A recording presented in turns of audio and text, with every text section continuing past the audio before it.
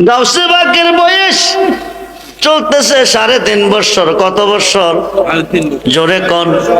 3.5 বছরের বাচ্চা, নাবালক না সাবালক? রাস্তার পাশে ল্যাংটা খেলাধুলা করতেছে। এমন সময় একজন মহিলা কিছু দুধ কলা লইয়া যাইতেছে। কি লইয়া? জোরে কোন? কি লইয়া? কিছু দুধ কলা লইয়া যাইতেছে। মহিলাটা দুই চোখ, মহিলাটা পান চাবাইতেছে আর খুশি মনে যাইতেছে। এক হাতে দুধ আর এক হাতে কলা, খুশি মনে যাইতেছে। কিছুক্ষণ পরে মেয়েটা ফিরে আসছে কানতে কানতে। কি করতে করতে? যাইবার সময় গেছে কেমনে? হাসতে হাসতে। আইবার সময় যাইতেছে কেমনে? কানতে কানতে। গাউসে পাক সামনে গিয়া দাঁড়াইছে। দাঁড়াইয়া কমা কান্দো কিরে, ছোট্ট মানুষ বুঝদা না, যাইতে দাও বাধা দিও না, যাইতে দাও বাধা দিও না। গাউসে পাক কমা, আমি কারো দুঃখ দেখলে, কান্না দেখলে সইতে পারি না, তুমি কেন কান্দো আমার কাছে কও। মহিলাটা কো একে একে 7টা মেয়ে হয়েছে। কয়টা? দিলুকে? জোরে কোন? দিলুকে? আল্লাহ দিছে। এবার আমি 8 মাসের গর্বিত। কয় মাসের? স্বামী কসম খাইয়া কইছে আমাকে তালাক দিব, নতুন করে বিয়ে করব। এই বয়সে তালাক দিলে আমি কই যাইব, কে আমারে খাওয়াইব? এই দুঃখ মনে নিয়ে কাঁদতেছি। আমি একজন অলির কাছে, একজন দজলা নদীর মসজিদের ইমাম সাহেবের কাছে গেছিলাম কিছু দুধ কলা লইয়া। আমারে এক লোকে কইয়া দিছে তুমি আল্লাহর অলির কাছে খালি যাইও না, কিছু লইয়া যাইও। ওনার কাছে গেলে উনি একজন বড় অলি। উনি চক্ষু বন্ধ করলে কইতে পারে পেটের ভিতরে কি আছে। স্বামী কসম খাইয়া কইছে আগে 7টা মেয়ে হয়েছে, এবার একটা মেয়ে হলে আমারে তালাক দিব। এই কথা কইয়া হুজুরে দুধ কলা খাওয়াইছি। হুজুর দুধ কলা খাইয়া আমারে তালাকের খবর দিছে। কিসের খবর? এবার একটা মেয়ে হবে। কি হবে? জোরে কোন? কি হবে? আস্তানা গড়ে গিয়া দুধ কলা খাইছে। হায়া মুরাক্কাবা মুশাহাদার মধ্যে গিয়া দেখছে মায়া হবে। আয়েশা কমা এবার একটা মায়া হবে। মায়া হইলে কি করব? তালাক দিব। এই খবর পায় মেয়েটা কানতে কানতে যাইতেছে। বড় ফিরে 3.5 বছরের বাচ্চা কইতেছে মা তুমি শুনো, আমি তোমার বিপদ ফালাইয়া বিদায় দিতাম না, তোমার উপকার করাম। তুমি যারা দুধ কলাড়ি খাওয়াইছ তার কাছে যাও, গিয়া কইও হুজুর দুধ কলাড়ি ফিরাইয়া দাও। কি করো? জোরে কোন? কি করো? হুজুরে কইব কিরে তুই দুধ কলা দিয়া জানতে চাইছ পেটের ভিতরে কি আছে? আমি দুধ কলা খাইয়া মুরাক্কাবাদ গিয়া দেখছি পেটের ভিতরে মাইয়া আছে, যা পাইছি তা কইছি, দুধ কলা ফিরাইতাম কেন? হুজুর আপনি কি জানেন না নুন খাইলে? কথা কয় না কিরে? শিখাই দিছে কে? গাউসে পাকে। যারে দুধ কলা খাওয়াইছে তিনি হইল বাবা। তিনি কি?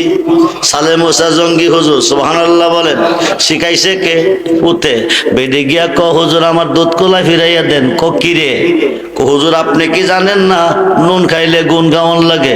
আপনার দুধ কলা দিয়া কইছি আগে 7টা মেয়ে হয়েছে, এবার একটি মেয়ে হইলে তালাক দিয়ে বিয়ে করব। এই কথা কইয়া দুধ কলা খাওয়াইছি, আপনি কোনো উপকার করতে পারছেন না, দয়া কইরা দুধ কলাটি কি করেন? জোরে কোন? কি করেন? দুধ কলাটি ফিরাইয়া দেন। কি করেন? দুধ কলাটি ফিরাইয়া দেন। বলতেছে বলতেছে দুধ কলা ফিরাইয়া দিতাম কিরে? আপনার কাছে আমি কইছি আগে 7টা মেয়ে হয়েছে, এবার একটা মেয়ে হলে আমাকে তালাক দিয়ে নতুন করে বিয়ে করবে। আপনি কোনো উপকার করতে পারছেন না, তালাক দই না খবর দাবি দায় দিছেন, তালাক দই না খবরের জন্য দুধ কলা আমি দেই নাই, আপনি দয়া করে ফিরাইয়া দেন। সালে মোসা জঙ্গি নিশ্চয়ই কেউ শিখাইয়া দিছে। আসল কথা কো নাইলে তোরা যাইতে দিতাম না। মারাম বড় বড় ধমক দিতেছে, আমারে কেউ শিখাইছে না। গাউসে পাক কইছে যত ধমক দাও আমার নাম কইলাম কইও না। এবার বড় বড় ধমক মারতেছে। ধমক খাইয়া আমি তো আইলাম, নইলে ওই বাচ্চাটা পাঠাইছে। কোন বাচ্চা? জোরে কোন? কোন বাচ্চা? ওই বাচ্চা পাঠাইছে। কাঁচা ফলটার মধ্যে খাত দিবে, সাপটা সবল দিবে। সাপটা কি করবে? সবল দিবে, মা মারা যাবে, মা মারা গেলে গাউসে পাকের ক্ষতি হবে। কিন্তু মা সর্পটা দেখে নাই, গাউসে পাক পেটের ভিতর থেকে সর্পটা দেখছে। মায়ের নাভির সাথে গাউসে পাকের নাভির কালেকশন, বা ডাইন পায়ের বুইরা আঙ্গুলটা দিয়া একটা ফেস দিয়া নিচ দিকে চাপ দিছে। মার পেটে প্রসব ব্যথা আরম্ভ হয়ে গেছে, মা জমিনে বসে গেছে। যেরকম সুবহানাল্লাহ। 1 নম্বর বাঁচাইছে 4 থেকে 5 মাসের সময় বিষধর সর্পর হাত থেকে মারে বাঁচাইছে। 2 নম্বরে আসেন আব্বাজান আবু সালে জঙ্গি মুসা বাণিজ্যে চলে গেছে সামদেশে, বাড়িতে কেউ নাই। গাউসে পাক মার পেটের ভিতরে কই আছে? 8 থেকে 9 মাস চলে। কয় মাস?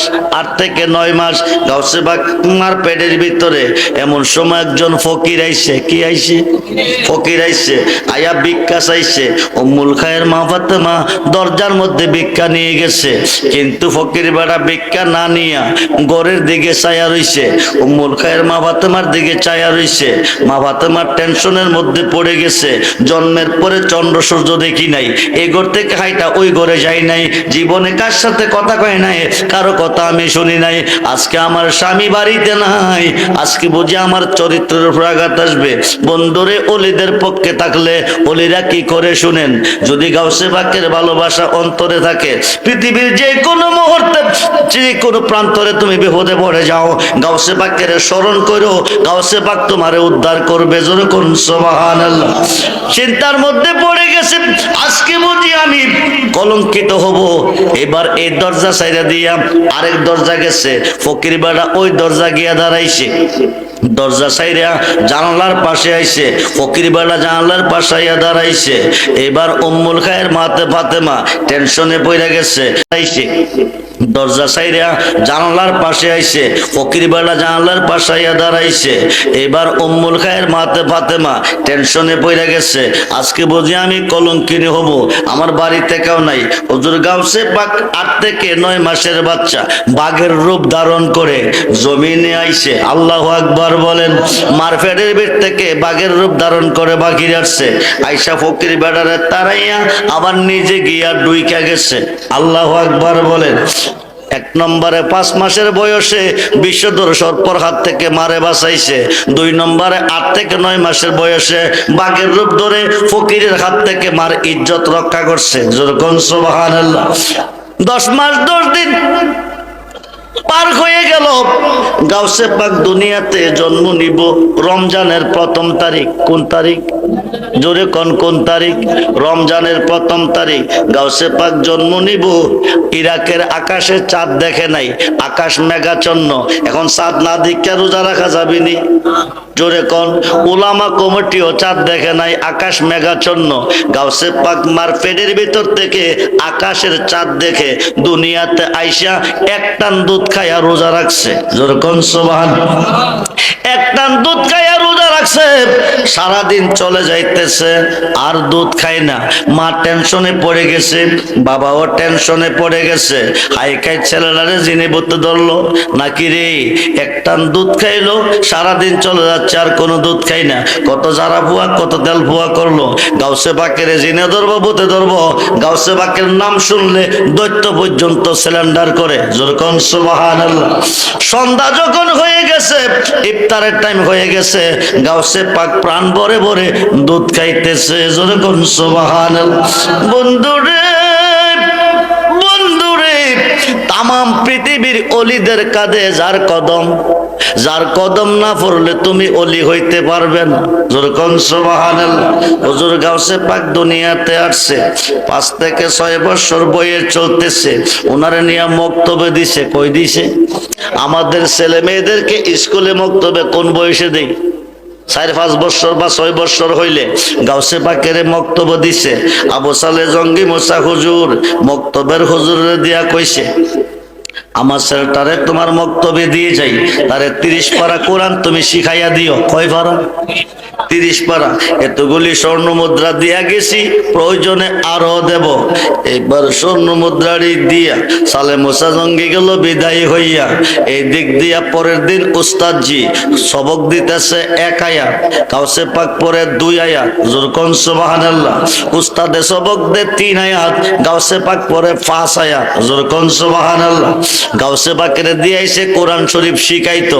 এখন গাউসে পাক উস্তাদের সাথে সাথে উস্তাদ পরে 1 আয়াত, গাউসে পাক পরে 2 আয়াত, উস্তাদ পরে 3 আয়াত, গাউসে পাক পরে 5 আয়াত। উস্তাদ যে ডাক দিছে, হুজুর আপনি কই? আপনি আসুন, আপনার সন্তানকে নিয়ে যান, আমি পড়াইতে পারতাম না। জরুরি সংবাদ দিছে। সালে মোসা জঙ্গি হুজুর দৌড়াইয়া গেছে, আমি আপনার মক্তবে দিয়া গেছি আমার পুত্রের 30 পারা কোরআন শিখাইবেন, এতগুলি স্বর্ণ দিয়ে গেছি, প্রয়োজনে আরো দেব। আমার পুত্রে নিতে আইছেন, খবর দিলেন কেন? আপনার পুত্রে পড়ে না। কি করে না? পড়ে না। সালে মোসা জঙ্গি কো আমার পুত্রে পড়ে না। কিরে কিরে পুত, তুই বলে পড়স না?